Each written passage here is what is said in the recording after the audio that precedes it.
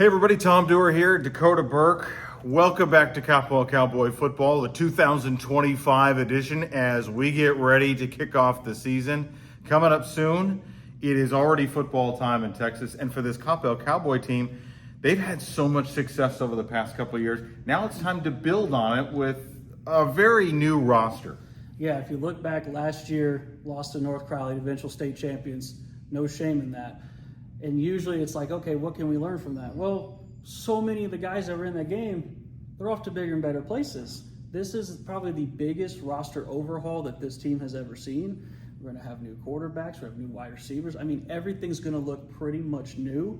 So, and this is going to be one of those first times for Coach Wiley and the crew of how to navigate that. So there's a lot more questions than there are answers, but it makes for some intriguing times this season. There certainly is a lot of young talent on this roster. This is also a team that's won 19 straight district games. And so when you look at those two things and you try to balance it out, we as broadcasters tend to look back at last season and look at this season and say, well, what can we take from one or the other? Is that a fair comparison this year? The only time I think it could be a fair comparison is the guy who's leading the way. I mean, Coach Wiley knows how to get these guys to learn his way, how he wants football to be done. It has been successful ever since he stepped foot on this campus years ago. And again, this is going to be a big overhaul, but he's been a part of that when he got in. He didn't know anybody from Adam and Eve. So he's going to come in, have a new crew of guys, same format. This is how I want things to be done. How quickly will they pick up on that? That remains to be seen, but I think it all starts with him, and I think if he's at the helm, I'm confident. So this is year 4 for Coach Wiley, and I think one of the things he's done for this organization, the biggest thing he's done for this program is the culture. There is now a standard. There is now a culture. It is not a team in transition. It is a team that has set a standard, and I think that's what carries over from year to year. Now, let's take the conversation a bit farther. We know the district opponents. This is a difficult district for the Cowboys, for anybody in District 5-6A. Yeah, so when you take that and then you pull up to the fact, hey, this district has Hebron, this district has Geyer, this district has Fighting Farmers. Literally any team almost is in contention at any point in time. And past couple of years, Coppell's had that stranglehold, and they still can. But it's not a guarantee with everything we just talked about. And then you look at the fact that, hey, these teams are pretty good too. So nothing is a guarantee, especially in the start of this season. They're working on scrimmage now. We're getting into week 1, coming up here next Friday. Again, it's going to be a lot of questions that may get answered next week. It may not get answered until a couple weeks from now. Full disclosure, we're taping this as the teams are ready to scrimmage. So there could be a lot of things that come out of tonight that impact what we see on the field on Friday night against Saxe. A couple of finer points to take a look at here really quickly. Dave Campbell's predicts them to finish second. I think it's reasonable. Yeah. We'll use the word reasonable. They have Geyer finishing first, and Geyer with a little bit more veteran leadership on that roster. But that's not to say these Cowboys won't find a way to win, and here's why. This Cowboy team is getting a lot of national press. There's one poll that has them in the top 25 teams nationally.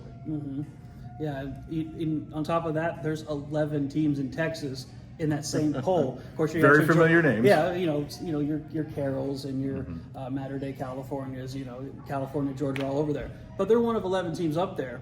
Now, is that hype from last season? Is that how do they really feel about them this year? Who knows? But just because things are a little bit new around here doesn't mean, as you pointed out earlier, doesn't mean the expectation is different. The expectation is still the same. And on that point as well, it just hasn't translated to football. I mean, this past year, Coppell Athletics, they had people winning state championships. Yep. It was successful. So that has trickled down. So now I think football is the standard of, obviously it's Texas football. It's a big deal.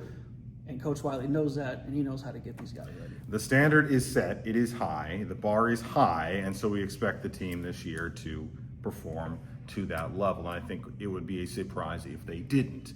I'm going to put you on the spot, and then I'm going to respond with my own. Let's go overall. Do you want to do overall record prediction, or do you want to do district? Why don't we do overall? What do you think? I think there will be 2 or 3 losses. and there will be respectable losses. I think there's going to be some growing pains. And listen, here's the thing: if you get the growing pains out of the way in the beginning, wonderful. That's what pre-district games are for. They don't count against, getting into playoffs and things of that nature. So you know what? If there are mistakes made, great. Don't make them next week. Don't make them in district. So I think there's going to be some growing pain losses. But again, the expectation with the man at the helm, and just because this talent's new doesn't mean they're not talented. There's a lot of talent on that field. Seen some film on some guys, and we'll get to that as we get later on. So I think there'll be about 2 or 3 losses overall, but I think most of those will come in the beginning. There's probably 1 loss waiting for them, and I hate to say it, but it could be from Geyer. But again, that's just me in my opinion. Well, when you have those familiar foes, those are difficult games. I'm going to say this: I see this team. Let's just stick regular season. I think this team could go 9-1.